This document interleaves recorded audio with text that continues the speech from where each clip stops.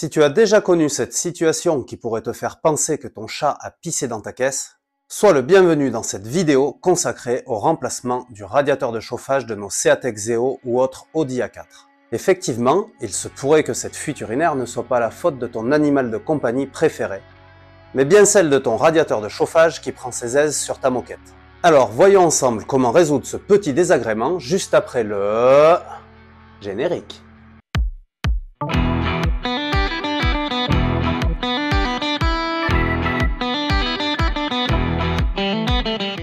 Le radiateur de chauffage. Cette pièce qui est si importante pour notre confort et que tous les mécanos amateurs comme moi redoutent d'avoir à remplacer un jour, de peur d'être obligé de démonter un tableau de bord. Heureusement, sur nos voitures du groupe VAG, ce n'est pas le cas. Et c'est même, à mon grand étonnement, un chantier plutôt facile à réaliser. D'ailleurs, si toi aussi tu as trouvé ça assez simple, n'hésite pas, dis-le dans les commentaires. N'oublie pas non plus d'aller faire un tour dans la description où je sélectionne pour toi des outils qui te permettront de réaliser cette opération le plus sereinement possible. Mais bon, trêve de blabla et place à la méca. C'est parti! Donc la première étape pour accéder à nos deux tuyaux de chauffage, ça va être de démonter et de déposer la batterie. Donc on la déconnecte, d'abord le moins, ensuite le plus, toujours. C'est du 6.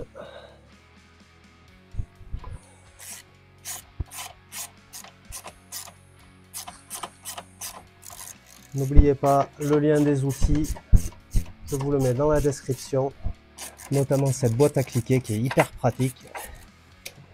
Alors ne vous flinguez pas le dos pour la sortir. Voilà.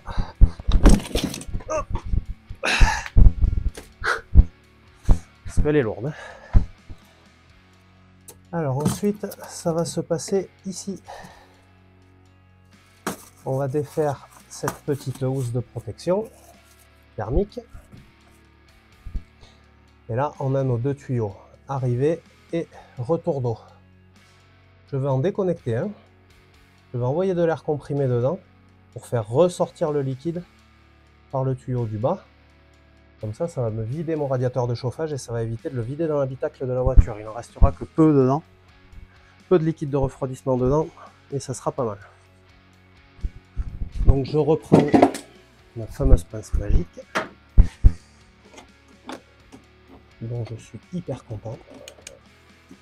Voilà, je vous mets un lien aussi pour une pince identique à celle-ci dans la description. Je vais essayer de vous donner la même marque. Voilà. Alors.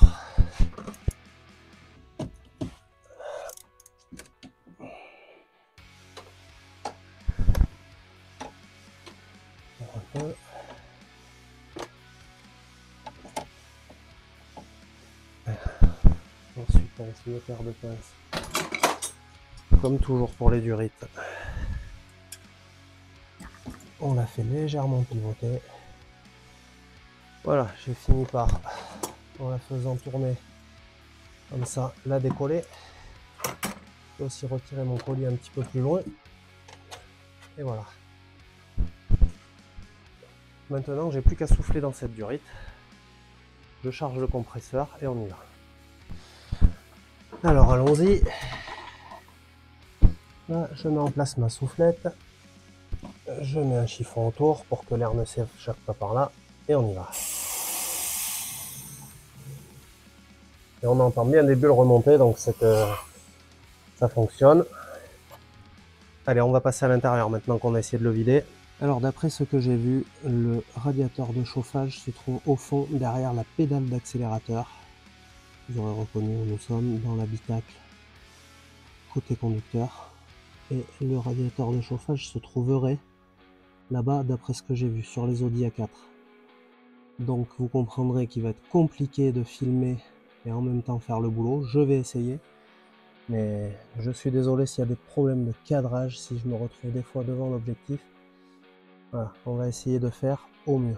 On va enlever le petit panneau latéral qui est ici, qui se déclipse simplement comme ça.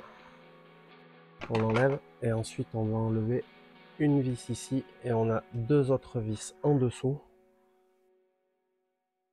qui seront cachées par là-bas, une là et une là-bas, et ensuite on va retirer le panneau complet qui est sous le volant pour pouvoir accéder au radiateur de chauffage qui est là-bas.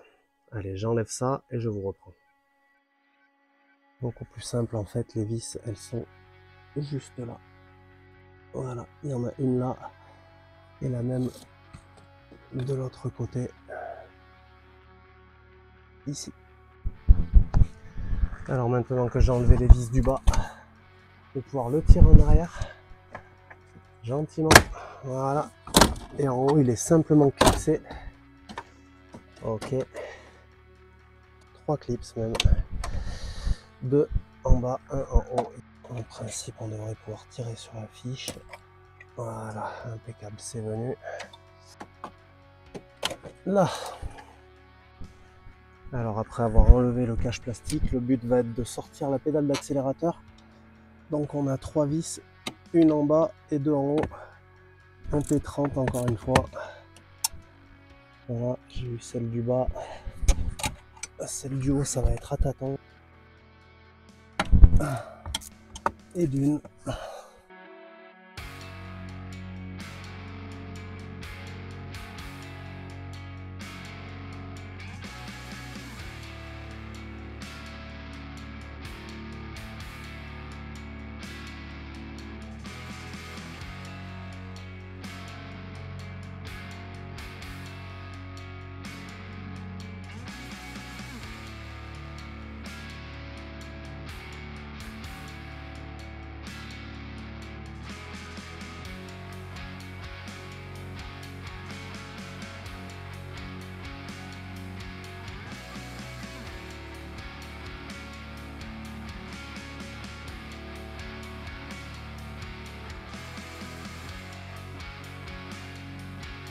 On doit enlever les deux petites vis de 6 qui sont ici et celle d'en haut. Elle est vraiment super bien placée, c'est génial.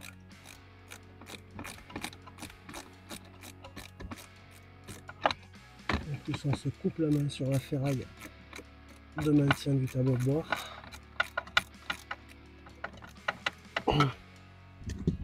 Ok. Là, elle vient à la main, j'espère que c'est la bonne. Ah.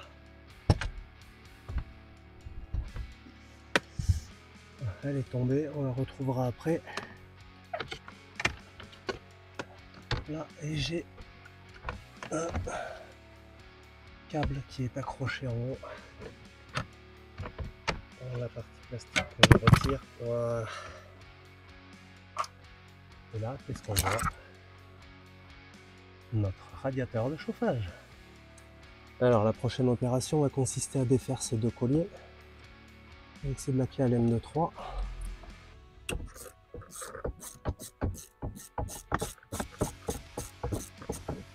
on va appuyer le tournevis. On garde du papier à côté de soi au cas où. Si jamais ça se met à couler. L'odeur du liquide de refroidissement dans un habitacle, c'est pas forcément l'idéal. Ah,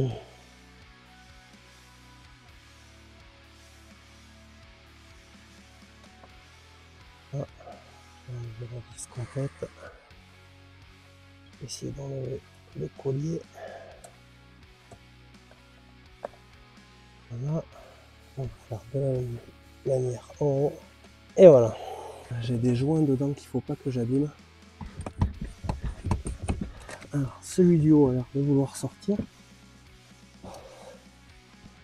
Et celui du bas, il va vraiment m'emmerder, apparemment. On a l'impression que c'est hyper facile. Maintenant, quand on est devant le fait accompli, on se rend compte que c'est une belle galère. Là, une fois qu'on arrive à passer la lame du tournevis, finalement, ça va. Donc on va lui mettre un petit peu de papier pour récupérer le restant de liquide de refroidissement. Voilà, merci, au revoir. Là, à force de tournevis et compagnie, j'ai réussi à déconnecter le tuyau du haut. Il veut pas me lâcher. Il va pas vraiment avoir le choix. Voilà. Et là, et bien en fait, il va suffire de le tirer. On va voir.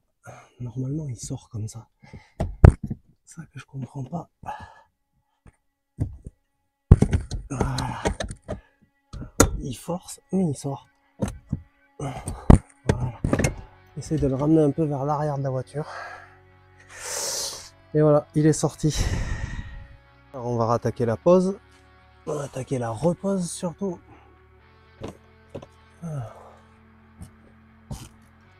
Alors le nouveau radiateur, il rentre sans aucun problème. Voilà, parce qu'il est plus petit que l'ancien. Là, alors si vous le faites, achetez les nouveaux joints. Moi, ils n'ont pas été livrés avec. J'ai un petit peu les boules, je suis obligé de réutiliser les anciens joints. J'espère que ça va pas fuir. Celui du bas, c'est vraiment le plus simple. Celui du haut, il est un petit peu pénible à faire. On enfonce bien le tuyau. On vient mettre le collier correctement. Voilà. On va remettre la vis du collier. Alors, voilà. On va faire reprendre la vis sur le collier. Là, j'ai réussi à remettre le collier du bas, non sans mal. Il faut faire attention que ça englobe bien les deux parties, les deux lèvres. C'est le côté radiateur et c'est le côté tuyau. Avant de resserrer, parce que c'est ça qui va aussi contribuer à faire en sorte que vous ayez une bonne étanchéité.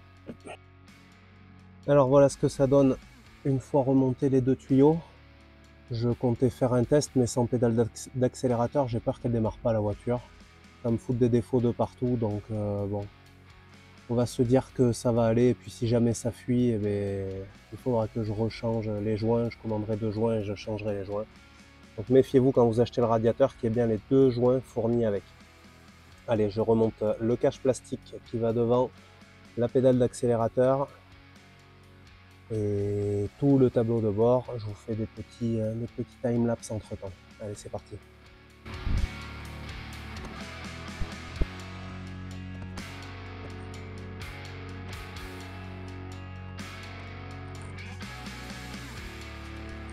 C'est beau. C'est la fin de beaucoup. Et déjà, faut qu'elle finisse. On va mettre comme ça.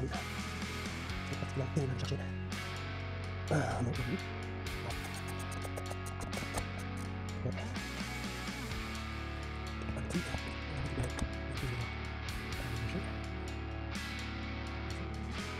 Ça, c'est pour le ventilateur.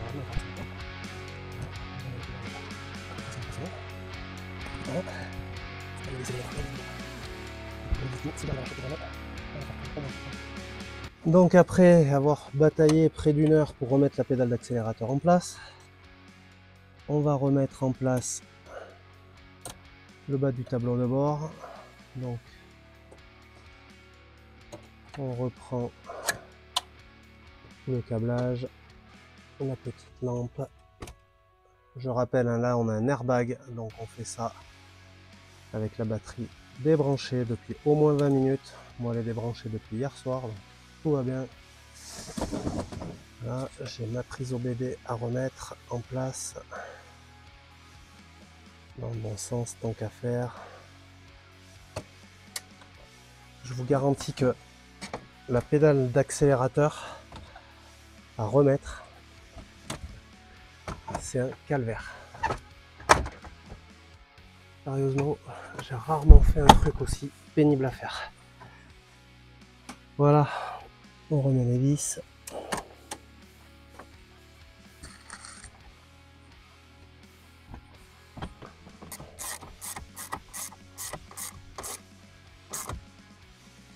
Là, et la dernière vis qui vient sur le côté.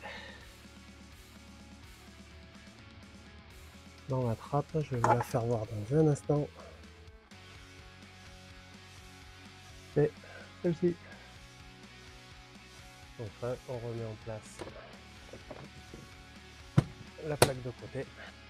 Alors pour en finir avec ce radiateur de chauffage, on va remettre en place la durite. Voilà, le collier est à sa place. Alors on n'oubliera évidemment pas, avant de remettre la batterie en place, de remettre la petite protection thermique qui vient sur nos tuyaux.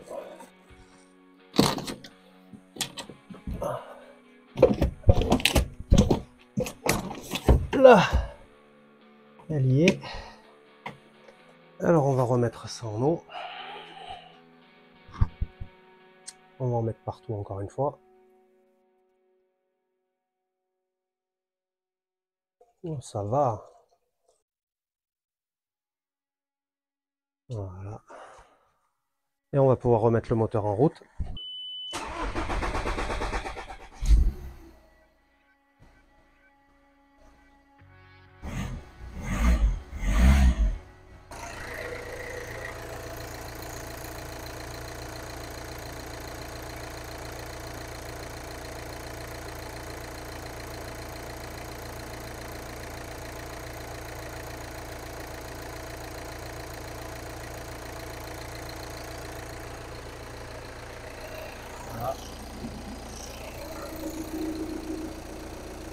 Là, je suis entre mini et maxi. Je vais fermer le bouchon. Et on va la laisser monter en température gentiment. Alors voilà pour ce petit chantier qui est relativement facile, comme je vous le disais en préambule de cette vidéo.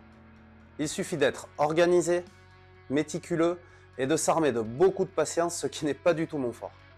Alors pour tuer mon radiateur de chauffage, je m'en suis donné la peine quand même, hein. C'est pas une pièce qui pète tous les 4 matins.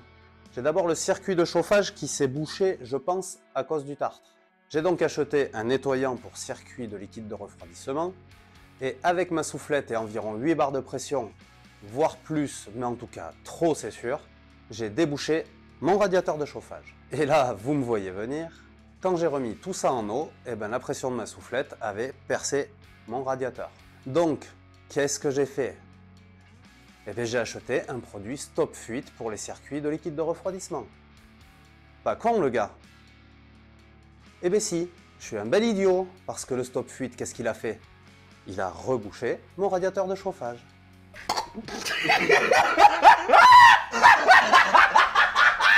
Enfin bref, si tu as toi aussi ce problème de chauffage, malgré une température moteur à 90 degrés, parce que je te rappelle que la semaine dernière, nous avons changé le CalorStat. D'ailleurs, je te remets la vidéo juste ici. Va direct au but et ne dépense pas tout ton argent en divers produits comme j'ai pu le faire pour ne pas avoir à démonter mon tableau de bord. Si cette vidéo t'a aidé à prendre la bonne décision, lâche un petit like, ça fait toujours plaisir. Pense aussi à t'abonner et à activer la cloche pour être au courant quand je sors une nouvelle vidéo. Partage aussi en masse sur tes réseaux sociaux, comme par exemple sur le groupe Facebook Seat Exeo francophone, qui me permet, grâce aux modos comme Mehdi, que je remercie d'ailleurs, de faire un petit peu de pub pour ma petite chaîne. Alors on se retrouve la semaine prochaine avec un nettoyage du FAP, car oui, à 403 000 km, ma Seat Exeo a toujours son FAP et je pense même qu'il est d'origine. Quant à toi, voyage au chaud dans ta caisse et reviens me voir sur la chaîne Système D, la chaîne où on apprend à faire ce que l'on veut avec ce que l'on a.